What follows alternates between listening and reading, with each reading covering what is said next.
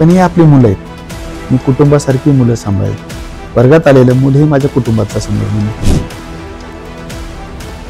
तो म्हणे सर तो डोंगरावर जाऊन बसतो. म्हणजे कारण काय? त्यांनी सांगितलं की अमावस्या पौर्णिमेला त्याला काहीतरी फेरा असतो, आज 2-4 दिवस येत नाही, डोंगराला लपून बसतो. त्याप्रमाणे मग मुलगा असो, मुलगी असो, पालक असो, कसे असो पालक माझा, तो मी स्वीकारला. कसाही विद्यार्थी असो तोही मी स्वीकारला. मग स्वच्छतेच्या बाबतीत असो, अभ्यासाच्या बाबतीत कमी असो, जसं असेल तसं स्वीकारलं. मग त्यांना जायचं, पुन्हा मोटरसायकल बसून आणायचं. सर माझी 20 वर्ष सेवा आहे आदिवासी मुलांमध्ये. मी माझं भाग्य मानतो की ही मुलं मला भेटली. 22 जुलै 1992 रोजी मुळशी तालुक्यामध्ये रुजू झालो. माझं प्रॉपर गाव सौंदाणे तालुका मालेगाव जिल्हा नाशिक. 22 जुलै 1992 रोजी रुजू झाल्यानंतर दुसऱ्या दिवशी मला 23 जुलैला मुळशी तालुक्यातली वांजळे ही दुर्गम भागातली शाळा भेटली. तिथं मी जवळजवळ 14 वर्ष सेवा केली सर. ओके. ज्यावेळेस आम्ही रुजू झालो सर, त्यावेळेस ही जी वांजळे ही शाळा जिल्हा परिषदची ही मुठा नदीच्या पलीकडे होती. जाण्या येण्याच्या त्यावेळेस 30-32 वर्षापूर्वी कुठल्याही सुविधा नव्हत्या. रस्ते होते परंतु पाहिजे तसे व्यवस्थित नव्हते. आणि तिथं जवळजवळ 30-35 पट होता. 1 ते 4थी पर्यंत शाळा होती आणि दुर्गम ग्रामीण भागातले आपले विद्यार्थी होते. 1 ते 4थी पर्यंत वर्ग होते. मी आणि दुसरा शिक्षक माया सावंत म्हणून होता. आम्ही दोघं जण हे कामकाज तिथे मी 14 वर्ष केलं. आणि तिथलं सांगायचं म्हटलं तर सर्व ग्रामीण भागातली गोरगरिबाची मुलं शाळेत होती. आणि विशेष म्हणजे एक निगडीवाडा म्हणून एक वस्ती आहे धनगर समाजातली, तिथली 7-8 मुलं आमच्या शाळेत येत होती. तर येत असताना पालकांचं स्थलांतर आमच्या इथं वस्ती गावात झालं. पहिली अनिता होती, नंतर सुनीता होती, तानाजी होता. हे जे 4 भावंड होती, मग ती अनिता मोठी होती. मग हे आईवडील कामाला जायचे, हे लहान लहान भावंड होती. ती 2 पोरं आम्ही म्हणजे नियमाप्रमाणे दाखल केली. आणि जी लहान लहान होती ती पण वर्गात येऊन बसायची. म्हणजे होईल तेवढं तिने अभ्यास करायचा आणि मुलांकडे लक्ष ठेवायचं. तिथं जवळजवळ माझी 14 वर्षे सेवा झाली. आणि हे जे 3-4 मुलं आहेत धनगर समाजातले, हे आता इंजिनियर वगैरे झालेत, चांगल्या चांगल्या कंपनीत कामाला आहेत. दोन्ही मुली, दोन्ही भाऊ. एक उद्योजक झालाय, प्लॅनिंग वगैरे हे असं बिल्डिंगची कामं करतो, तो प्लॉटिंगची कामं करतो. म्हणजे तिन्ही 4 जण जी होती ते 3 इंजिनियर झाले आणि हा एक मुलगा डेव्हलपमेंटमध्ये काम करतोय. तर 2006 मध्ये 10 जुलै 2006 मध्ये माझी आदिवासी वस्ती लवार्डे टेमघर धरणाच्या पायथ्याशी आहे ती, तिथे माझी बदली झाली. इकडचे पालक जरा बरे होते वांजळ्यातले, धनगर समाज, मराठा समाज आणि सुतार समाज म्हणजे जरा बऱ्यापैकी होते. पण 2006 मध्ये जुलै 10 2006 मध्ये मी जिथं माझी बदली झाली प्रशासकीय, त्यावेळेचे तिथले वस्ती जी आहे सर्व अज्ञानी लोक आपले आदिवासी कातकरी समाज, नदीवर जाणार, मासे पकडणार, खेकडे पकडणार, रानातलं मेवा वगैरे पावसाळ्यामध्ये जमा करण्यामध्ये विकणार. आणि पोटा पाण्यासाठी दिवाळीनंतर म्हणजे ऑक्टोबर-नोव्हेंबरमध्ये कोळसा पाडण्यासाठी मग कोणी कर्नाटकला जातं, कोणी दौंडमध्ये जातं, कोणी परजिल्ह्यात जातं. मग कोळसा पाडणे किंवा ऊसतोडीवर जाणं असा तो समाज आहे. तिथे गेल्यावर माझा त्यावेळेस 22 पट होता सर. आणि 22 पट तिथं मनीषा पावळे म्हणून कामकाज मॅडम करत होत्या. मग त्यांचा आमचा विषय झाला. आपली इतर समाजातली जवळजवळ 18 पोरं होती आणि या समाजातली फक्त 4 पोरं होती, 2-3 मुली आणि 1 मुलगा. पण रेग्युलर नव्हती. पालक एकदम अज्ञान, व्यसनाधीन, म्हणजे पूर्वीपासूनच ते अज्ञानी आहेत. पूर्वीपासून त्यांच्यावर अज्ञानाचा पगडा आहे. शिक्षण नाही, या कुठल्याही गोष्टी नाही, समाजात वावर नाही, त्यामुळे व्यसनाधीन हा समाज होता त्यावेळेस. आता थोडा थोडा बदल होत आहे.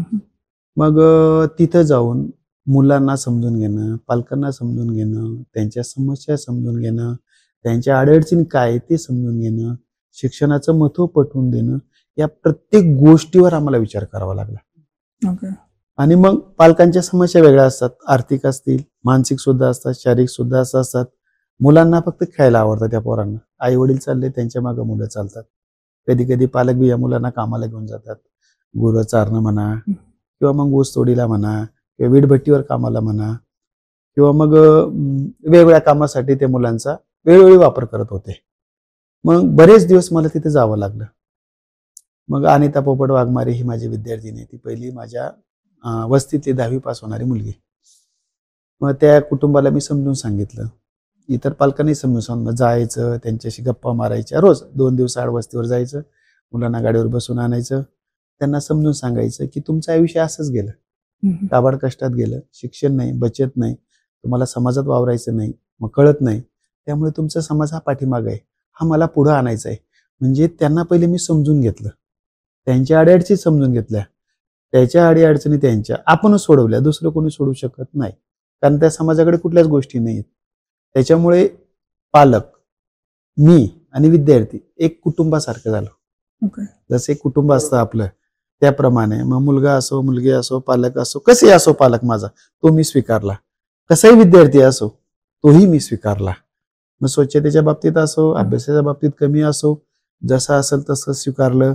मग त्यांना जायचं, कोणाला मोटरसायकल बसून आणायचं, कोणी पळून जायचं, म्हणजे सगळं तुम्हीच आणायचं. हो, 2 दिवसात 3 दिवसात जायचं, पालकांना भेटायचं, त्यांना गाडीवर आणायचं, मग त्यांनाही बरं वाटायचं. मग सारिका नावाची पोरगी आहे की मग मॅडम म्हटलं की माझ्याकडे पहिलीचा वर्ग आला, सर सारिका नावाची मुलगी आहे, ती शाळेतच येत नाही. मग गेलो, आईला विचारलं, वडिलांना विचारलं, सर म्हणे ती मुलगी ऐकत नाही, आम्ही काय करणार. म्हटलं ठीक आहे, काय हरकत नाही, आपण प्रयत्न करूया. मग मी 2 दिवसाआड जात होतो, मग ती मला कधी भेटायची झोपडीत, कधी पळून जायची, पालक बी तिला आवाज द्यायचे, पण ती थांबत नव्हती.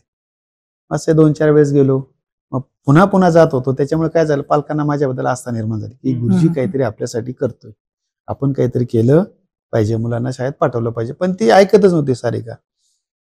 मग तिला मी चॉकलेट नेली, सर चल म्हटलं, मी तुला चॉकलेट देतो, तुला मारणार नाही, हाणणार नाही, काहीच नाही, तू फक्त वर्गात बसायचं, तुला होईल तेवढा अभ्यास करायचा, तू अभ्यास करावा असं काही, फक्त वर्गात बस, हा एक मुद्दा तिथं मांडला. ती तयार झाली, माझ्या गाडीवर बसली.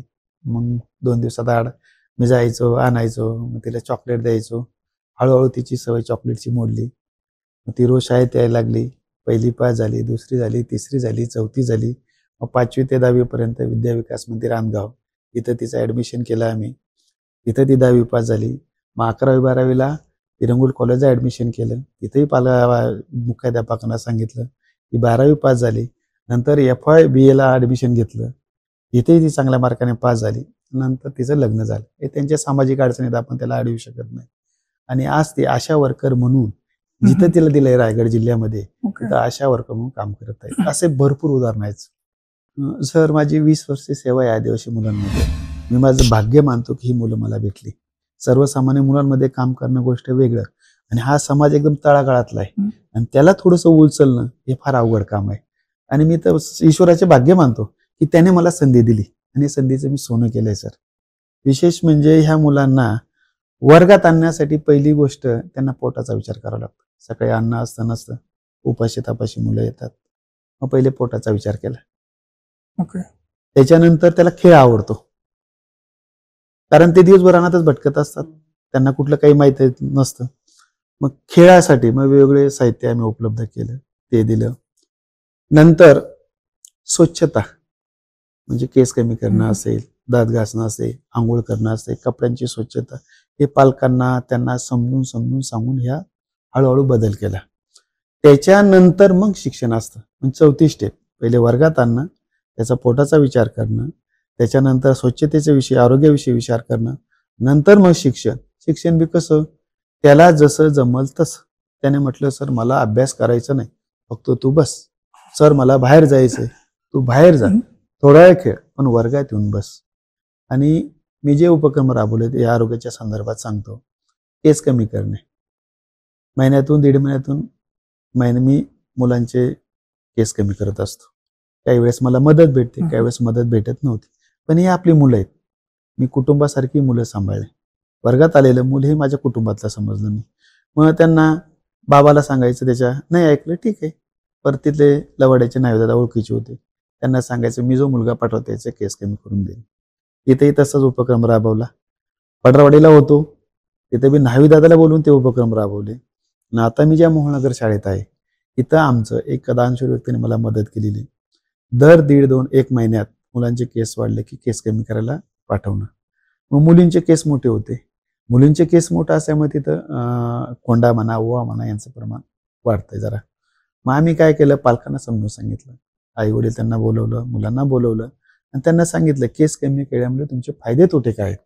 मग हे जर आपण केलं तर तुमच्या अभ्यासावर लक्ष लागेल, हे त्यांना समजून सांगितलं. पालकांना सांगितलं, मुलांनाही सांगितलं. मग आता आम्ही 2-3 वर्षापासून मुलींचे केस कमी करतो, बॉब कट करतो, जेणेकरून त्या छान दिसाव्यात, इतर मुलींसारख्या दिसाव्यात आणि अभ्यासामध्ये लक्ष लागावं. कारण जर डोक्यात कोंडा झाला असेल तर मुलांचा असं म्हणजे साहजिकच डोक्यात हात जातो आणि अभ्यासावर लक्ष लागत नाही. म्हणजे हा एक उपक्रम आम्ही राबवलेला आहे. त्याच्यानंतर दर महिन्याला आम्ही अंगाचा कपड्याचा साबण देतो, तेलाची बाटली देतो, आधीमध्ये कोलगेट ब्रश देत असतो, कारण त्यांना त्या सवय लागाव्या. गव्हर्नमेंट थ्रू भेटतं का? नाही सर, हे समाज संपर्कातून वेळप्रसंगी माझ्या खर्चातून. गव्हर्नमेंटकडनं फक्त शालेय पोषणाहार असतो, गणवेश असतो, पाठ्यपुस्तकं असतात आणि दुपारचा शालेय पोषणाहार असतो आणि पुस्तकं हे शासन देत असतं किंवा मग उपस्थिती भत्ता असेल मुलींचा, आदिवासी मुलांचा, तो एक येतो आणि एक शिष्यवृत्ती असते गव्हर्नमेंटची, तेवढी आदिवासी मुलांना मिळते. गव्हर्नमेंटकडनं फक्त ज्या ज्या काही गोष्टी मिळतात, पण इतर गोष्टी ते उपलब्ध करणं फार अवघड असतं. पण ते समाजामध्ये काय झालं, माझं एक ह्या मुलांच्या संदर्भात मी काम करत असताना 1-2 दिवसात जवळजवळ 20 वर्ष झाले, त्याच्यामुळे समाज संपर्क खूप वाढला आणि लोकांना ज्या माणसाने दान दिलं मला, मी त्यांना आउटपुट दिला. महत्वाचं समजायला वाड्याचा पट किती होता, 18-20 होता, तो माझा 55 पर्यंत गेला सर. हा, पडारवाडीचा माझा 7-8 पट होता, तो 20 पर्यंत गेला. आणि आता मोहननगरला मी सेवेत आहे 2 वर्षापासून, आता 30 वर्ष सुरू झालं माझं. तिथं 22 पट होता, आता माझा 30 पट आहे. आणि त्याच्यानंतर मी गुणवत्ता पण दिली. जी मुलं प्रवाहात 3री-4थी पर्यंत आलं म्हणजे लय भाग्य. गैरहजर राहणं, भांडणं करणं, खूप काही गोष्टी असतात. पण आज मुलं प्रवाहात आली, ज्या ज्या लोकांनी मला दान दिलं किंवा मदतीचा हात दिला त्यांना मी दाखवलं, हा 4थी पास झाला, हा 5वी पास झाला, हा छान राहतो, हा वर्गात येतो, हा अभ्यास करतो, हा कॉलेजला गेला, त्याने कॉलेज पूर्ण केलं, हा कामाला लागला. हे सर्व मी देणाऱ्या माणसांना हे असं जे केलं, त्यांची जे दान केलं होतं त्याचं आउटपुट त्यांना देत गेलो आणि आता बरेचसे लोक मला मदत करतात. सर तुम्ही मागाल ते मी द्यायला तयार आहे, फक्त मुलं घडवा आणि योगायोगाने सर्व चांगलं घडत आहे. हो, बरेच टाइम आले सर. माझा आदिवासी पालक व्यसनाधीन असतो, समाजात वावरणं कळत नाही त्यांना, म्हणजे त्यांचा काही दोष नाही, पिढी पार चालत आलेला आहे. समज नसल्यामुळे शिक्षणाच माझ्या गोष्टी आहेत. वंदना आणि रोहिणी नावाची मुलगी होती, तिला आईने वडील नाही आणि आजी सांभाळायची. एक 4थीला होती वंदना आणि रोहिणी 3रीला होती. आणि मग त्यांना नेहमी आणायचं, त्यांना समजून सांगायचं, सर्व काही आपण द्यायचो, तर ते कधी कधी ऐकत नव्हते. मग कधी कधी राग यायचं, हो आम्ही एवढं करतो तुम्ही का ऐकत नाही. पण त्यांना त्याचा काही फरक पडत नव्हता पालकांना. एक दिवशी मी बोलला अभ्यासाबद्दल किंवा शाळेत येण्याबद्दल, त्या आजीला राग आला. आजी आली आणि वर्गात माझ्याशी भांडली आणि वस्तीवरच त्यांची भांडणं झाली होती आदल्या दिवशी. म्हणजे मुलांची भांडणं झाली की वस्तीवाले वर्गात येऊन भांडणं करायची, मुलांना मारायची किंवा माझ्याशी वाद घालायची. मग वस्तीवर भांडणं झाल्यामुळे ती आजी म्हटली, चल पेटली शाळा, गुरुजी तू बी पेटला, तुझी शाळा बी पेटली, मला मुली शिकवायच्या नाहीत ना. ती डायरेक्ट अशा भाषेतच डायरेक्ट वर्गातच. मग आजीला म्हटलं, आजी आजी नका करू. आजी म्हणायची, मला पेटली तुझी शाळा, तू बी नको, शाळा बी नको, मुली बी नको, माझ्या मुली घरी नको आणि भांडणं बी नको, काहीच नको मला. 2-3 वेळा आजी म्हटली, मी तिला समजून सांगतो, मला रागायला म्हटलं, आजी न्या तुमच्या पुढे नाती, काय राहत नाही बघूया. पण सर ज्यावेळेस त्या मुली बाहेर पडल्या, त्या दोन्ही मुली माझ्याजवळ आल्या, सर माझ्या पाया पडल्या, माझं मन भरून आलं. मी दोघींना असं आलिंगन दिलं, कवेत घेतलं आणि सांगितलं, आजी मी तुम्हाला विनंती करतो, तुम्ही जावा, या मुली शिकू द्या. असे भरपूर प्रसंग आहेत, त्या मुली शिकल्या. त्याच्यानंतर आता मोहननगरचं एक उदाहरण सांगतो. पालक भांडतात, माझे व्यसनाधीन असतात, येतात, त्यांना काही कळत नाही आणि कधी कधी म्हणतात सर असं सर तसं, सर्व समस्या समजून घ्याव्या लागतात. आता ईश्वरी नावाची मुलगी होती, तिला आम्ही शाळेत दाखल, म्हणजे 4थीला होती ती गेल्या वर्षी, 2 वर्षापूर्वी, आता 6वीला आहे, हॉस्टेलला आहे ती. तिच्या घरात 3 लहान बहिणी होत्या आणि आई शेरडं वाळायची, बाप पण कामाला जात असतो. एकदा ती शाळेत आली, मी नवीनच होतो त्यावेळेस, मला 2 महिने झाले होते, म्हणजे जरा परिचय व्हायला बी 6 महिने लागतात त्या वस्तीवरचा. ती आई आली दुपारी आणि बारीक शिमटी घेऊन आली सर, काठी, खूप मारलं सर, वर्गात मारलं मुलीला माझ्यासमोर, सर्व मुली विद्यार्थी पाहतात. मी म्हटलं, अहो मारू नका, कारण काय तर ते तर सांगा ना. तिने मारलं, नंतर जरा शांत झाली. म्हटलं मारू नका, आता बंद करा, तुमचं झालं तेवढं भरपूर झालं. मग म्हटलं का मारलं? म्हणे सर ही मुलं टाकून आली, त्या मुलीचं कमी जास्त काय झालं असं मी काय केलं असं, तिची लहान बहीण. आता ती होती 4थीला, लहान बहीण होती 2-1 वर्षाची. मग ती काय करायची, तिला झोपायला कधी कधी शाळेत आल्यानंतर अर्धा पाऊण तासानं जाऊन यायची. पण त्यावेळेस नेमकं ती झोपली होती, ती वर्गात आली. आणि ती वर्गात आल्यानंतर ती मुलगी उठली आणि व्यवस्थित कुठेतरी फिरायला लागली. आजी आली, आजीला ती दिसली नाही, म्हणजे ती आई आली त्या मुलीची, तिला दिसली म्हणून तिला राग आला, म्हणून तिने राग तिच्यावर काढला. मग त्यांना एक समजून सांगितलं, ठीक आहे समस्या तुमच्या आहेत, त्याच्यावर मार्ग आम्ही सांगतो. म्हणजे काय मार्ग आहे सर? म्हटलं एक काम करायचं, ती मुलगी हिच्या बरोबरी ती वर्गात बसेल, जोपर्यंत ती बसेल तोपर्यंत ती वर्गात बसेल. तिला झोप लागली ती घरी जाईल, झोप झाली की परत शाळेत येऊन बसेल, ती वरांड्यात खेळेल, ती वर्गात बसेल, होईल तेवढा अभ्यास करेल. असेही प्रसंग आलेले आहेत. रोहन तो माझ्याकडे 3री-4थीला असेल, वर्ग आठवत नाही मला त्यावेळेस. मोहनगरच्या शाळेमध्ये? नाही, हे लवाडे शाळेचं उदाहरण आहे सर. ओके. तर तो काही दिवस शाळेत यायचा आणि 2-4 दिवस गायब राहायचा अमावस्या पौर्णिमेला, असं वडिलांचं, म्हणजे आमचं पण निरीक्षण आहे, वडिलांचं पण निरीक्षण आहे ते. मग मी तो 5-6 दिवस आलाच नाही. मग वडिलांना विचारलं, खरं बाबा हा का शाळेत येत नाही? तो म्हणे सर तो डोंगरावर जाऊन बसतो. म्हटलं कारण काय? मग त्यांनी सांगितलं की अमावस्या पौर्णिमेला त्याला काहीतरी फेरा असतो, आज 2-4 दिवस येत नाही, डोंगराला लपून बसतो. म्हटलं काही हरकत नाही, हे चुकीचं आहे. स्वतःहून आपोआप जातो? स्वतःहून जायचा तो. 2-3 दिवस त्यांच्या माहितीप्रमाणे तो येतच नव्हता. किती वर्षाचा होता तो 9-10 वर्षाचा सर. त्याला कळायचं मग त्याला कळायचं का नाही, त्याला नव्हतं कळत, त्यांना पण पालकांना कळायचं ही अमावस्या आहे, ही पौर्णिमा आहे. आणि मग तो डोंगरावर असं लपून राहायचा. हे दर 2 महिन्यात 1 महिन्यात होत राहायचं. मी एक दिवशी, तो आलाच नाही 8 दिवस, मग आम्ही विद्यार्थी घेऊन गेलो, त्याला आवाज दिला डोंगराच्या टेमघर धरणाच्या पायथ्याशी, रोहन. त्याने आम्हाला पाहिलं, झाडावर जाऊन बसला. आता त्या जंगलात आपण कुठं पाहणार.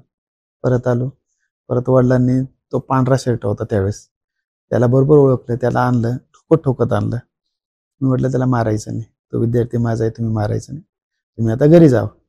मग त्यावेळेस आम्ही त्याला खाऊ दिला पोटभर, तो उपाशी होता दिवसभर. मग त्याला विचारलं का रे असं असं? मग पालकांना विचारलं, तो म्हटला की सर, तो काही सांगत नव्हता कारण त्याला काही कळतच नाही, अज्ञानच आहे तो. मग म्हटलं आम्ही आवाज दिला तेव्हा कुठं, तो म्हणजे डोंगराच्या पायथ्याशी, तुम्ही आम्हाला दिसले, मग मी झाडावर जाऊन बसलो. नंतर मी खाली उतरलो, मला पालकांनी पाहिले आणि घेऊन आले. मग पालकांनी सांगितले की अमावस्या पौर्णिमेला असं होतं, तर तुम्ही तुमच्या पद्धतीने करा. माझा तर काही विश्वास नाही, पण तुमची भावना आहे, मी तुमची भावना दुखवत नाही. नंतर तो रेग्युलर झाला सर, तो SY BCom झाला, आता एका कंपनीमध्ये चांगल्यापैकी कामाला आहे. किस्सा असं वाचले आम्ही. हो. ते कसं काय नेमकं ढेबऱ्याचं काय झालं होतं? ढेबऱ्याचा विषय असा आहे सर, माझी लवाड्याची मुलं मी वसतिगृहात पाठवली होती पडरवड्याला बदली झाल्यानंतर. आणि मुलं बरीच शिकली, कारण एवढी आर्थिक मदत कोणी देऊ शकत नव्हतं. मग मी ह्या सर्व मुलांना वसतिगृहात, 10-12 मुलं माझी वसतिगृहात गेली होती, आणि त्यांना एक शब्द दिला होता की मी तुम्हाला आधीमध्ये भेटायला येत जाईल किंवा सोडायला येईल. पण तो योग येत नव्हता. एकदा गेलो, तिथल्या शिक्षकांना भेटून आलो, तिथल्या मुख्याध्यापकांना भेटून आलो, त्यांच्या समस्या सांगितल्या, आणि यांच्यावर लक्ष ठेवा, यांना मायाची गरज आहे, प्रेमाची गरज आहे, आपुलकीची गरज आहे. हे जर मिळालं ते मुलं शिक्षण प्रवाहात येतील, एवढी मला गॅरंटी आहे म्हटलं. मग दरवर्षी मी त्यांना भेटायला जायचो. मग एक वेळेस असंच त्यांचं संपर्काचं बाल आशा घर आहे नांदगावमध्ये, तिथे माझे मित्र काम करत होते, तुळशीराम खंडागळे म्हणून. एक वेळेस मी माझ्या मुलाला पण घेऊन गेलो होतो तिथं, की वसतिगृह कसं असतं, अनाथ मुलं कसं असतात, त्यांचा सांभाळ कसा चालतो, ते कसे राहतात, आणि आपण कसे राहतो, आपण कसं बदललं पाहिजे, या संदर्भात मी माझ्या मुलाला घेऊन तिथं गेलो होतो भेट द्यायला. मग त्यावेळेस त्या तुळशीराम खंडागळे आमचे संबंध असल्यामुळे मी आधीमध्ये जात होतो. मग एकदा पालक आम्ही सर्व त्या भांबड्या वसतिगृहाला भेट द्यायला गेलो, आणि येता येता मग त्या नांदगाव बालाशा घरला भेट द्यायला गेलो.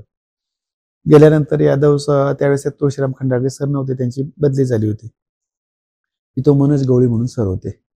मग तिथे गेल्यानंतर आम्ही बसल्यानंतर मग त्याचा यादव सरने माझी ओळख करून दिली. पवार सर आदिवासी मुलांमध्ये 15-20 वर्षापासून काम करतात, त्यांची बरेच वस्तीवर ओळख आहे बॉस. मग ते मनोज सर म्हटले, सर असा असा ढेबऱ्या नावाचा मुलगा आहे, तो प्रॉपर मुळशीतला आहे, तो म्हणतो नदीकाठी राहतो मी, माझं बाचं नाव नारे आहे, आईचं नाव अरुणी आहे, एवढंच सांगतो. तो बीडमध्ये सापडला, आणि रिमांड होमच्या नियमाप्रमाणे तो मुळशीतला असल्यामुळे आमच्याकडे ट्रान्सफर केला. त्याच्या घरचं कोणीच आम्हाला तपास लागत नाही तर तुमची ओळख आहे तर बघावं. म्हटलं ठीक आहे सर, काही हरकत नाही, प्रयत्न करूया. करता करूता वरचा आहे, तो त्याप्रमाणे करून गेला. आपल्याकडनं सेवा करायची असेल तर त्या मुलाला बोलवलं, जवळ बसवलं, त्याचं नाव विचारलं. त्याने सांगितलं नदीच्या काठी राहतो, झाडाझुडपं आहेत. आईचं नाव सांगितलं, बापाचं नाव सांगितलं. म्हटलं सरांना म्हटलं याचा एक फोटो घेऊ का? सर म्हणे घेऊ शकता तुम्ही, काही हरकत नाही. मग तो फोटो घेतला, थोडीशी माहिती टाईप केली. सचिन आकरे म्हणून एक आदिवासी समाजामध्ये काम करणारा मुलगा आहे, तो बऱ्याच वस्तूवर त्याचा परिचय होता. त्याला फोटो दाखवला, माहिती सांगितली. तू तपास कर, मी पण तपास करतो. म्हणजे आमचं 2-3 महिने तपासामध्ये चालले. मग योगा एक खरड्यामध्ये त्याचा नातेवाईक मला भेटला, पांडू. मग त्याला मी फोटो दाखवला. म्हटलं हा बघ रे, हा मुलगा असा असा आहे, हा बरेच दिवस हरवलेला आहे आणि इथं तो वसतिगृहात आहे. तर म्हणे हा ढेबरे आहे, म्हणे आमचा नातेवाईक आहे, लहानपणी हरवला म्हणे. मग म्हटलं ठीक आहे, काही हरकत नाही. म्हटलं आपण त्याला भेटायचं आहे, त्याचे आजोबा कुठं आहेत? म्हणजे सर कुळ्याला असतात. मग 4 वाजेपर्यंत म्हटलं तू 4 वाजता माझ्या शाळेवर ये, आपण दोघं जाऊया. मग तो आला, आम्ही गेलो. तिथं मग पावसाचे दिवस होते, खूप पाऊस पडत होता. मग गेल्यानंतर मी आणि माझ्याबरोबर एक बडे सर म्हणून घेतले सोबत, कारण कधी काय प्रसंग येईल त्या वस्तीवर सांगता येत नाही. हा जरा प्रश्न जरा गहन होता. गेल्यानंतर मग आम्ही शेतातून बांधाने गेलो. ती अरुणीला भेटलो, ती झोपेजवळ होती. त्यांचा म्हणजे व्यवसाय होता गावठी दारूचा. त्यांना आम्ही विचारलं, मग ती म्हणे त्याच्या आजोबाला माहिती आहे. मग त्यांना आजोबाला बोलवलं. आजोबा आले, ते पण पिलेले होते. आणि ज्यावेळेस मी सांगितलं की हा मुलगा फोटो दाखवला, याचं नाव ढेबरे आहे, तो रडायला लागला. सर म्हणे माझा नातू आहे, मला याला भेटायचं आहे, बरेच दिवस झाले पण याची माझी भेट नाही, आम्ही खूप तपास केला. म्हटलं ठीक आहे, काही हरकत नाही. मग तिथल्या सरांना फोन केला, मग व्हिडिओ कॉल लावला. मग ते आणि आजोबा बोलले, आजोबाचा घागळा रडायला लागले. सर म्हणे माझा ढेबरे आहे, मला याला भेटायचं आहे, तो कुठे आहे काय? त्यांना आम्ही सर्व समजून सांगितलं. पण नियमाप्रमाणे तुम्हाला सर्व कागदपत्र पूर्ण केल्याशिवाय भेटता येणार नाही. मग ठीक आहे सर. अशा पद्धतीने त्याचा विषय झाला. मग त्या वस्तीवर त्यांना भेट घालण्याचा प्रयत्न बऱ्याच टाइम केला, पण तो योग येत नव्हता. त्याचे आजोबा कुठं इंदापूरला ऊस तोडीला गेलेले होते किंवा कोळसा पडायला गेले होते असं कळलं. किती वर्षांपासून हरवलेला होता तो जवळ 10-12 वर्ष झाले. ओके. म्हणजे तो 4-5 वर्षाचा असेल, 5-6 वर्षाचा. आता तो 12-13 म्हणजे 10 वर्ष असतील साधारण. अच्छा. आणि त्याच्या आई वडिलांनी वगैरे शोधलं नाही त्याला असं काही? आता आई वडिलांचं सांगतो मी तुम्हाला. मग मनोज सर, आम्ही भेटीसाठी बऱ्याच टाइम प्रयत्न केला, योग येत नव्हता. मग एक दिवशी ठरवलं काय झालं तरी आज आपण भेटून यायचं. मनोज सर, तो मुलगा, आम्ही आले. आम्ही 2 जण इथून गेलो. मी राहतो तिथून पौडवरनं, आपल्या पिरंगुटवरनं. त्या वस्तीवर गेलो. वस्तीवर आम्ही बसलो. बसल्यानंतर ती अरुणी, त्याची नातेवाईक संगीता आत्या लागत होती, त्यांच्याशी आम्ही तो विषय घेतला. पण आम्हाला असं वंशावळ लागत नव्हती. मग बरेच दिवस गेले. मग तो तिथं वसतिगृहातच होता, कारण त्याचं पूर्ण नाव नसल्यामुळे त्याला शाळेत ऍडमिशन नव्हतं. वर्गात जाऊन बसायचं होतं इथल्या. त्याला पण त्याचं नाव नव्हतं माहिती? नाही, त्याला फक्त ढेबऱ्या म्हणायचं. फक्त तिथल्या शिक्षकाने अक्षय नाव ठेवलं त्याचं. खरं नाव त्याला पण नव्हतं? त्याला पण तो पण नावच. मग असंच एक सचिन आणि तुकाराम नावाचा मुलगा आम्ही पाठवलेला होता वसतिगृहात. त्यांचा शोध घेण्यासाठी मी पेटीवर गेलो भरायच्या. ते वड्याजवळ राहत होते. मग ते तिथं भेटल्यानंतर त्या तुकारामच्या आणि सचिनच्या आईला विचारलं, म्हणजे तिचा तो वाघमारे तिचा वडील लागायचे. म्हटलं हा बाबा कुठे आहे? म्हणे सर तो गेलाय ऊस तोडायला, तो कधी येईल काही माहित नाही. अहो म्हटलं तो ढेबऱ्या, त्याची आम्हाला भेट घालून द्यायची, बरेच दिवस चाललंय. मग सर म्हणे त्याची सख्खी बहीण इथं आहे म्हणे, पिरंगुट परिसरामध्ये वस्तीवर एका ठिकाणी. ठीक आहे, त्याची बहीण, सख्खी बहीण, ढेबऱ्याची सख्खी बहीण इथं राहते म्हणे. म्हटलं चालतं, काही हरकत नाही. मग आम्ही तिथून लगेच त्याच्या बहिणीला त्यांनी फोन केला. योगा फोन लागला, सायंकाळची वेळ तिथेच होती. मग सचिनला घेतलं, त्या संगीताला घेतलं, मग सचिनच्या आईला. आम्ही 3 जण मोटरसायकलवर तिथे गेलो. गेल्यानंतर मग ती शेवंता, तिला लहान बाळ होतं 1 महिन्याचं, तिचा नवरा, तिचे सासू सासरे, आम्ही सर्व बसलो आणि याच्या संदर्भात विचारलं. तिने सर्व सांगितलं इतिहास. आम्ही 3 बहिणी, हा भाऊ, 2 भाऊ आणि 2 बहिणी, असं काहीतरी 4 भावंडई. 1 भाऊ रायगडमध्ये राहतो. आईचं सांगितलं आणि म्हटलं सक्का भाऊ? म्हणे सर असं असं आहे. त्याचं नाव तिने सांगितलं. म्हटलं मोबाईल नंबर दे. मोबाईल नंबर घेतला, त्यालाही फोन केला, हिलाही फोन केला. त्याला फोन केला बाजीरावला, की बुवा असं असं तुझ्या भावाला भेटायचं आहे का? सर म्हणे भेटू शकतो मी, काही हरकत नाही. आम्ही बरेच दिवस वाट पाहिली पण तो येत नव्हता. हम्म. कारण काहीतरी त्यांच्या वैयक्तिक काहीतरी अजून काहीतरी वाद निर्माण वाद झाले असेल, असेल. आपल्याला तिथे काही सांगता येत नाही. तर त्याच्या बहिणीला विचारलं, म्हटलं का हो तो येत नाही बाजीराव? तर म्हणे घरी त्यांचे काहीतरी वाद असेल, तो माझ्याकडे पण येत नाही, आधीमध्ये फक्त फोनवर बोलतो. म्हटलं मग काय करता येईल? मग मनोज सर म्हणायचे, सर याला पुरावा पाहिजे ना काहीतरी. मग त्या बाजीरावला म्हटलं तुझं आधार कार्ड पाठवून दे. आता खरा तर वडील मिळाले, आई मिळाली. हम्म. मग त्याने आधार कार्ड कसं तरी पाठवलं. मग ते आधार कार्ड त्या सरांना पाठवलं. मग त्यांनी ती प्रोसिजर केली आणि मग त्याला 6वीला दाखल केलं. म्हणजे त्याचं नाम अशा पद्धतीने त्याचं नामकरण झालं. आता तो तिथं वसतिगृहात शिकतोय. आणि मग त्याच्या आईला पण फोन केला होता मी, सख्खी आईला.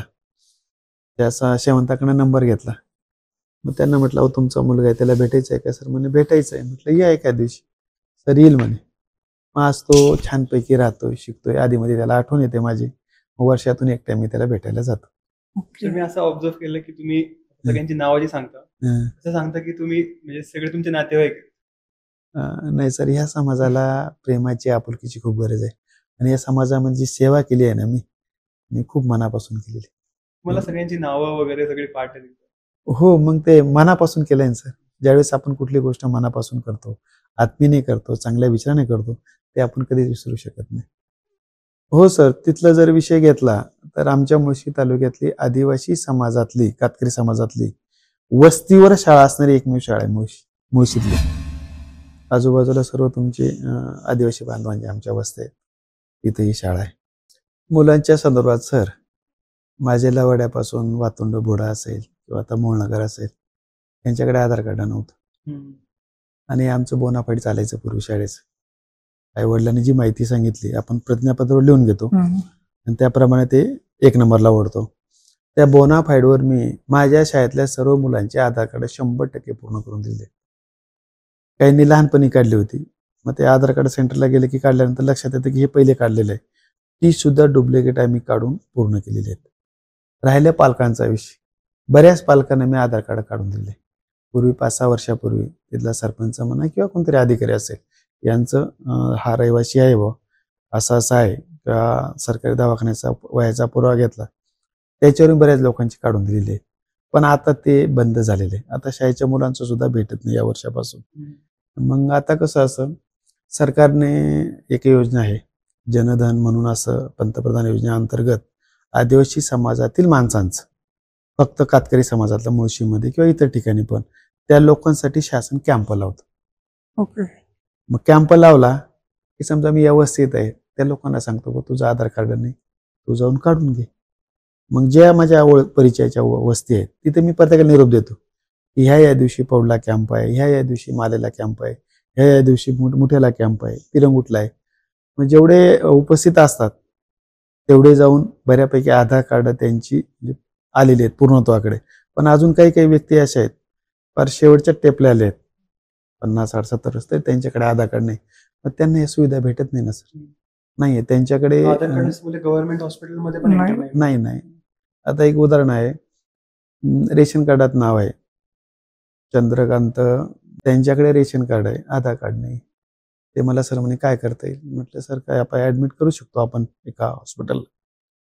पण त्यांनी विचारलं आधार कार्ड आहे का? म्हटलं नाही. आधार कार्ड नसल्यामुळे बरेचसे तोटे आहेत त्यांचे आणि त्यांचं स्थलांतर नेहमी होत असतं. आता बऱ्यापैकी कमी व्हायला लागलं हळूहळू, पण यापूर्वी खूप व्हायचं.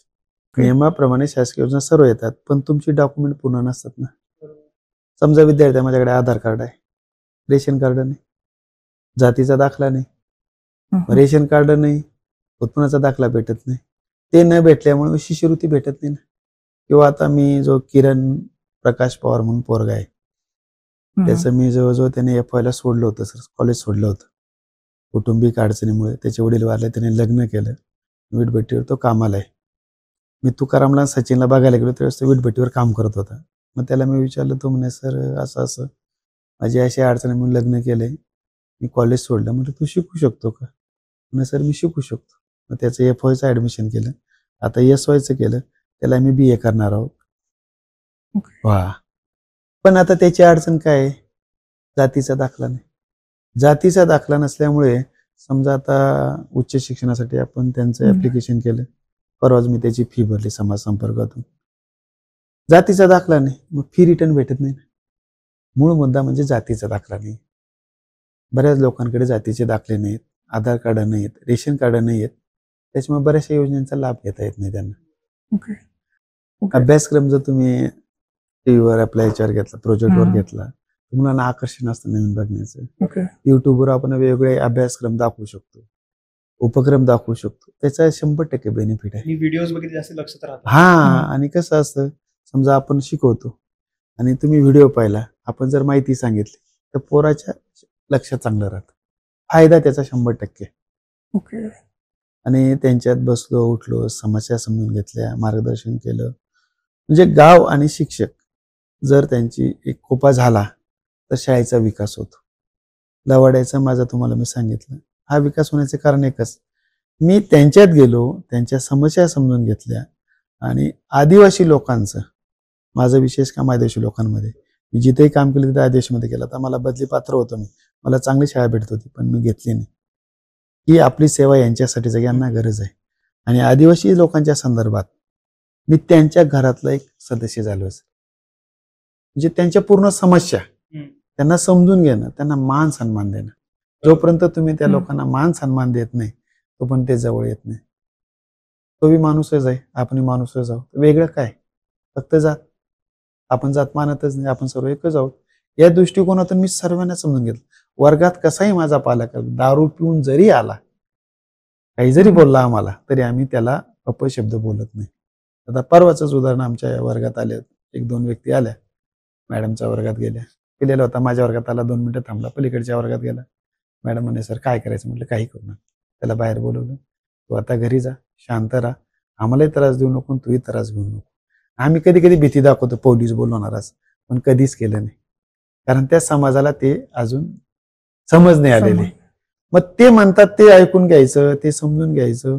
आणि त्यांच्या घरात ज्यावेळेस तुम्ही त्यांच्यासारखं व्हाल, गुरुजी आपल्यासारखा आहे, सर आपल्यासारखा आहे म्हटलं की मग एकदा त्यांनी आपल्यावर आपला विश्वास संपादन केला, पाहिजे ते ऐकतात.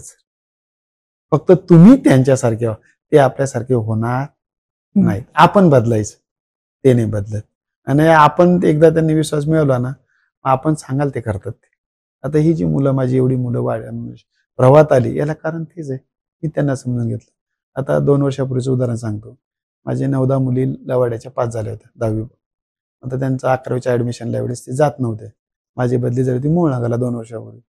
मी तिथे गेलो, अरे आम्ही तुम्हाला शिकवलं एवढं, तुम्ही शिकल्या पाहिजे, तुम्ही 11वी केली पाहिजे. मग पालकांचे अनेक प्रश्न, सर मुली उपवर झाली, आमच्याकडे पैसे नाही, जाणं येणं सोपं नाही, समाजात वेगळ्या गोष्टी घडतात, त्यामुळे आम्हाला भीती वाटते. साहजिकच आहे त्यांचं.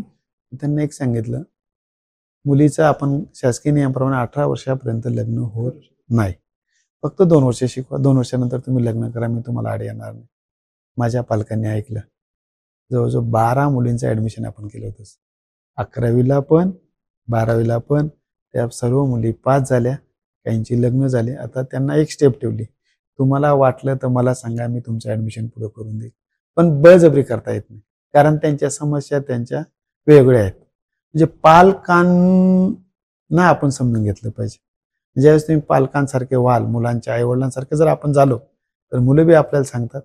आणि पालकांचा आपण जर मित्र झालो, कुटुंबासारखं, ते आपल्याला सांगतात. आणि मग ज्या अर्थ म्हणजे आदिवासी समाजाचा विकास होऊ शकतो. नियमाप्रमाणे कुठलं चालत नाही, शासकीय नियमाप्रमाणे कुठलाच विषय चालत नाही. वर्गात जाऊन शिकवणं हे आपलं चालत नाही. त्यांच्या वस्तीत जाऊन त्यांना समजून घेऊन प्रवाहात आणून मगच चालतंय. नाही, बऱ्याच वेळ घेतलं सर. तिचा मी सत्कार केला, तिचं नेवलाच लग्न ठरलं होतं, आई वडिलांना बोलवलं. म्हणजे 14-15 हा, 14-15 वर्षाची.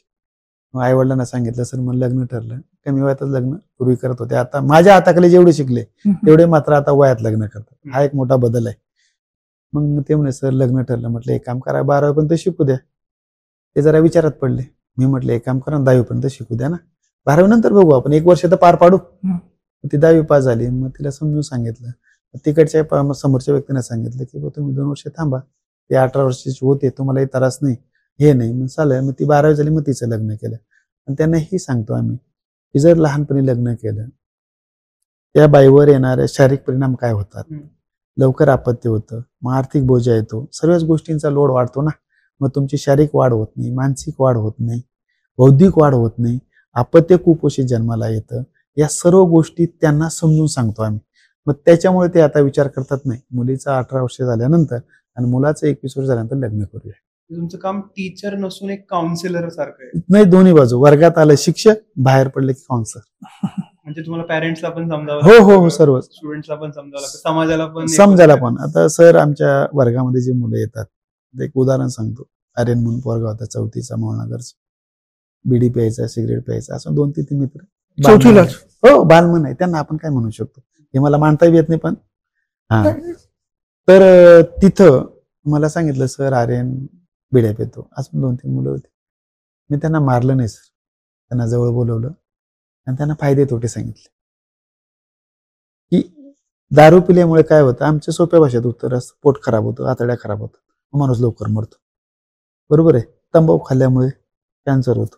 मग त्यांना 1-2 चित्र दाखवायची कॅन्सर झालेल्या माणसांची. सिगरेटने, तंबाखू, बिडीने फुफ्फुस खराब होतात, हे आम्ही सांगतो. आणि त्यांना हे घरी सांगा तुम्ही. वर्गात आम्ही सांगतो, हे घरी सांगा, मग हा बदल होतो. आणि वर्गात गेल्यानंतर आम्ही परिपाठामध्ये 5-10 मिनिटं सामाजिक गोष्टी घेत असतो. त्याचे परिणाम काय असतात, किंवा आज तू दिवसभर चांगलं काय काम केलं, आईवडिलांचा पाया पडला का, तुम्ही आईवडिलांचं ऐकतात का, समाजासाठी काय करतात, हे लहानपणापासून मी सांगत असतो त्यांना. कारण हे जर एकदा बिंबलं ना 4थी पर्यंत, पुढे गेल्यावर जरा मुलांचं वय वाढतं, पण 4थी पर्यंत आपण जेवढं बाळ करू त्यांना चांगलं देऊ, ते 100% लक्षात राहतं. आणि तो मुलगा सर आता मारलं नाही, काही नाही, त्याला तो दूर झाला. आता तो वसतिगृहात 6वीला शिकतोय. नाही, त्यावेळेस कसं शिक्षक आणि पालक आणि विद्यार्थी यांनी एकमेकांना समजून घेतलं, हे होतच नाही. फक्त एक शिक्षा म्हणून नाही, प्रेमापोटी सुधारण्यासाठी. आई वडील मारत नाही का सर? मारतात, पण मारण्याचं काही सीमा असते.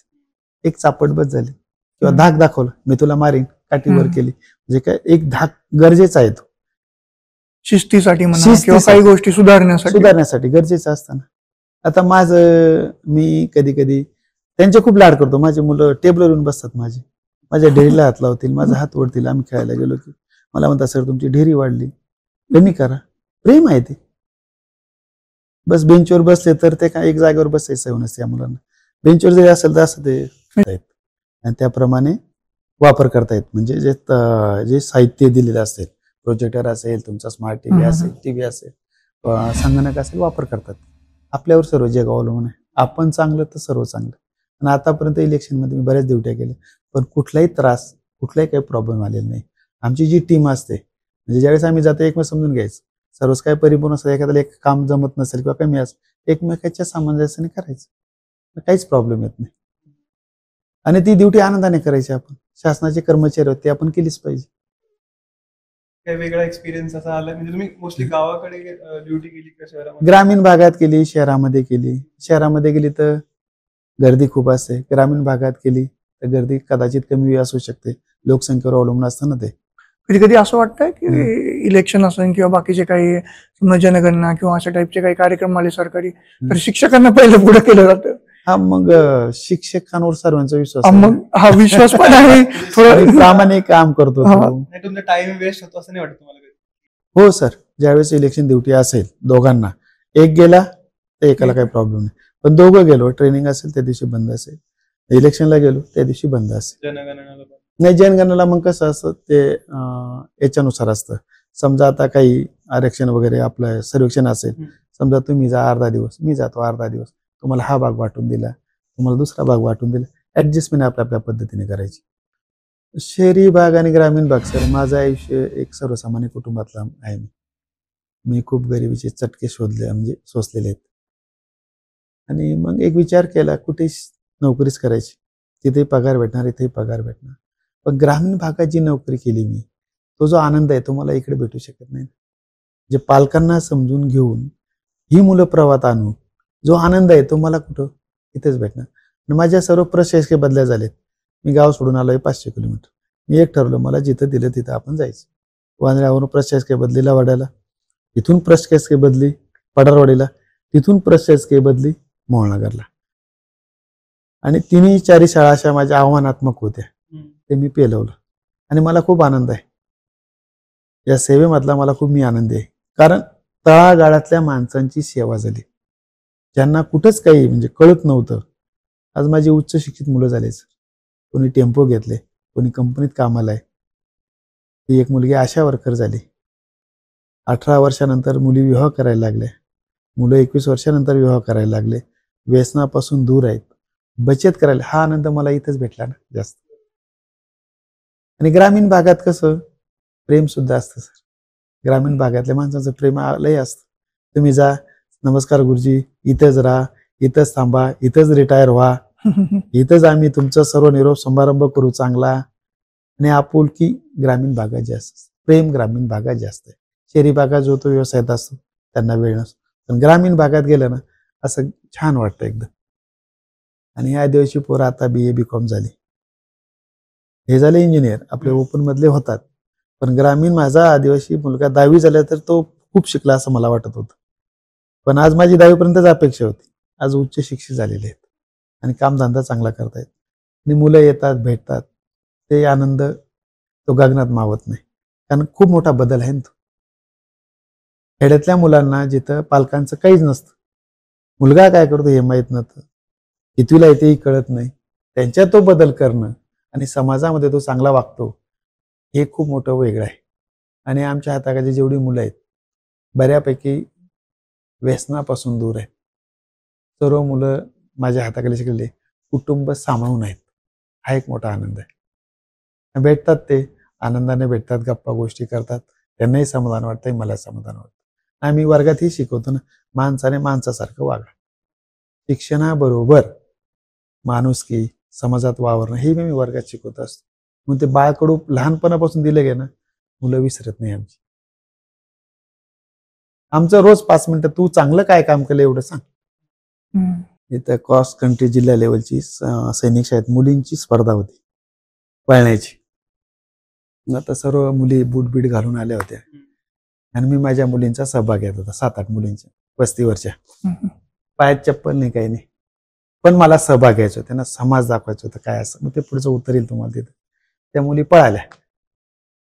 पळाल्यानंतर आमचा नंबर येऊ शकत नाही, हे कोचवाले मुले, आमच्या सर्वसामान्य मुली, पण पळाल्या. मग नंतर बऱ्याच मुली होत्या, 400-500 मुलींचा सहभाग होता, पूर्ण पुणे जिल्ह्यातल्या मुली आल्या होत्या. मग एक पालक आला, ती मुलगी 12वी का 13वी होती, ती खूप मोठ्याने रडत होती. म्हटलं काय झालं त्या पालकाला, म्हटलं रडते का ती? म्हणजे सर नंबर आला नाही. म्हटलं नंबरसाठी थोडं आपण सहभाग घेतो, आपलं काम काय आहे, स्पर्धेत उतरायचंय. यश अपयश हे वेगळं आहे ना, प्रत्येकाची कॅपॅसिटी वेगळी आहे. मग माझ्या मुली बसलेल्या होत्या, त्यांना म्हटलं खरे मुलींनो, लढायचं का रडायचं? सर म्हणे लढायचं. मुली काय म्हटल्या, सर लढायचं. म्हटलं बाळा हे असं आहे, स्पर्धेत तुम्हाला सहभागी व्हावं लागेल, तुम्ही तुमचे प्रयत्न करा, यश आलं आनंद व्यक्त करा, नाही आलं आनंदही नाही, दुःखही नाही. त्या मुलीने, आमच्या मुलीने ज्यावेळेस सांगितलं, मी म्हटलं ना मुलींना, 4थीच्या ज्या मुली होत्या माझ्या आणि 3रीच्या 7-8 मुली, रडायचं का लढायचं? सर म्हण लढायचं. मग ती जरा शांत झाली. म्हणजे पालकांनी मुलांच्या डोक्यावर अपेक्षांचं ओझं देऊ नये. माझं वैयक्तिक उदाहरण, माझी 2 मुलं आहेत. माझा पहिला मुलगा, मोठा मुलगा, तो जिल्हा परिषद शाळेत शिकला 4थी पर्यंत, 5वीला पुण्यात आला, अभिनवला शिकला, 11वी-12वी फर्ग्युसनला केली. अपेक्षांचं ओझं नव्हतं, तुला पटल ते तू कर, पण जे करशील ते मनापासून कर.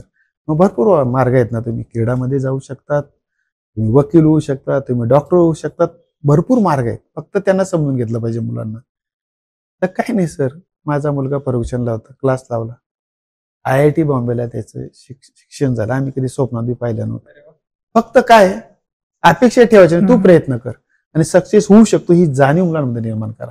आणि अपयशाला त्याच्यात काय एवढं विशेष, अपयश येतच राहणार आहे, तुम्ही लढायचं काम आहे ना. मुलांना म्हणजे हे शिकवलं पाहिजे. मग मुलांना काय शिकवतो, यश अपयश येणार आहे, तुम्ही त्याची चिंता करू नका, पण तू तुझं काम करत राहा. आता माझा दुसरा मुलगा आहे, त्याला तुला पटेल ते शिक्षण कर, आम्ही तुला आड येणार नाही.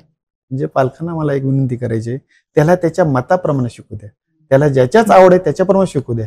म्हणजे या बाकीच्या गोष्टी घडणार नाहीत. अपेक्षा नका ठेवू सर. फक्त अपेक्षा एकच ठेवायची असते माणसाने, माणसाची म्हणजे मुलांनी चांगलं माणूस म्हणून जगावं, हे फार महत्वाचं आहे. चांगला माणूस म्हणून जगला ना, सर्व काही मिळतं. शिक्षणामुळेच माणूस जगतो असंही काही नाही. अक्कल असेल तरी माणूस जगतो. अडाणी माणसं सुद्धा उच्च पदावर आहेत, अडाणी माणसं सुद्धा चांगली प्रगती करू शकतात, मी स्वतः पाहिलेलं आहे. फक्त शिक्षण आणि नीतिमूल्य आणि संस्कृती हे मुलांना शिकवलं पाहिजे. अपेक्षा ठेवू नका, तो त्याच्या पद्धतीने बरोबर करतो. की तुमची बौद्धिक क्षमता किंवा तुम्ही 10वी नंतर काय केलं पाहिजे, 11वी नंतर काय केलं पाहिजे किंवा 12वी नंतर काय, हे आता कोर्सेस आहेत. म्हणजे कोर्सेस म्हणण्यापेक्षा मार्गदर्शक आहेत. बोलवतात, काउन्सिलिंग करतात.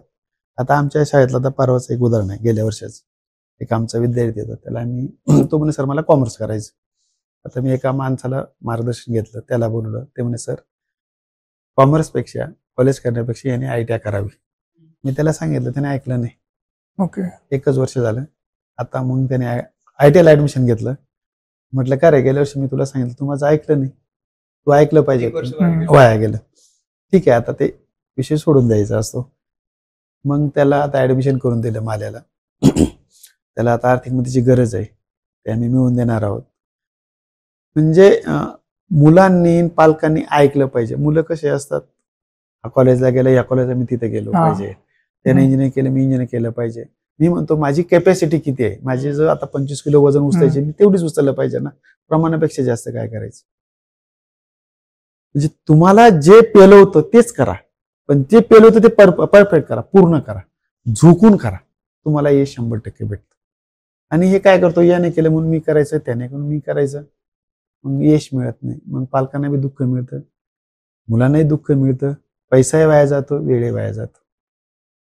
म्हणजे तुमच्या परिस्थितीनुसार, तुमच्या बुद्धीनुसार तुम्ही काउन्सिलिंग म्हणजे कोणाकडे तरी मार्गदर्शन घ्या, त्याच्यानुसार पर्याय निवडा.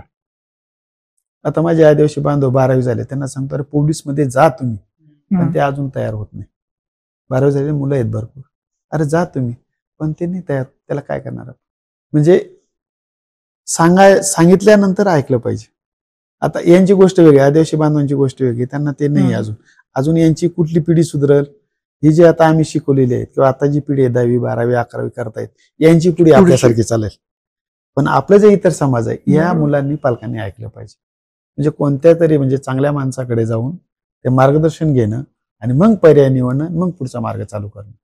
तर माझी या मुलांमध्ये जी सेवा झाली, माझे वरिष्ठ सचिन लोखंडे साहेब विस्तार अधिकारी आहेत, ते मला नेहमी म्हणायचे, पवार सर तुम्ही काहीतरी वेगळं करताय, शाळा खडूफाळा वर्ग वेगळं तर तुमचं काम आहे. तर ते मी अनुभव लेखन केलंय सर, कोरी पाने. आणि या मुलांचा इतिहास रचलेला आहे. म्हणजे काही मुलं कशी आणली, कुठपर्यंत शिकली, त्यांनी काय काय केलं, हे सर्व त्याच्यात मांडलेलं आहे. ते पुस्तकाचं अंतिम स्वरूपात काम चालू आहे. एवढ्या 1-2 महिन्यात ते मी प्रकाशित करणार आहे. त्याचप्रमाणे जिल्हा शिक्षण व प्रशिक्षण संस्था यांनी माझी मुलाखत घेतलेली आहे. त्या मुलांच्या संदर्भात तुम्ही यांना समजून कसं घेतलं, प्रवाहात कसं आणलं, त्यांच्या काय समस्या होत्या, त्याच्यावर काय मार्ग काढले, त्या माझी मुलाखत घेतलेली आहे. आणि मुलांची डॉक्युमेंटरी केलेली आहे. म्हणजे माझी जी BA मुलं झाली, पदवीधर झाले, काही उच्च शिक्षित झाले, त्यांची मुलाखत घेतली, पालकांची घेतली, तिथल्या जिप सदस्यांची घेतली, सागर काटकर म्हणून त्यांची घेतली, सरपंचांची घेतली. असे सर्व एकंदरीत त्यांनी त्याच्यामध्ये सर्व सामावून घेतलेलं आहे. तुमच्या पुढील वाटचालीस खूप खूप खूप सक्सेस. धन्यवाद. आम्हाला पण वाचायला मिळावं. आणि तुमची जर्नी ऐकून खरं तर गप्पा थांबावायचं नाही असं वाटत होतं. पण एक शिक्षक ही शब्द जेव्हा आपण ऐकतो त्यावेळेला फक्त आपल्याकडं एक फळा वर्ग ह्याच गोष्टी आपल्याला दिसतात. पण शिक्षकाची जर्नी एक अशी असू शकते ज्याच्यातून त्या शिक्षकांना विद्यार्थ्यांना शाळेत आणण्यापासून त्यांना रोजच्या जीवनात कसं वावरायचंय, कसं राहायचंय हे शिकवण्यापासून आई तर शिकवावीच लागतं ते. पण त्याबरोबर एखाद्याचे पालक हरवलेले, एखादा मुलगा चुकलेला आहे किंवा शिक्षण प्रवाहात आणण्यासाठीचे प्रयत्न सर खूप म्हणजे तुमची जर्नी ऐकून खरंच खूप एक प्रेरणादायी भावना तयार झाली. त्यामुळं तुम्ही आम्हाला वेळ दिलात, खूप खूप धन्यवाद सर. Thank you so much. तुमचे खूप खूप धन्यवाद सर.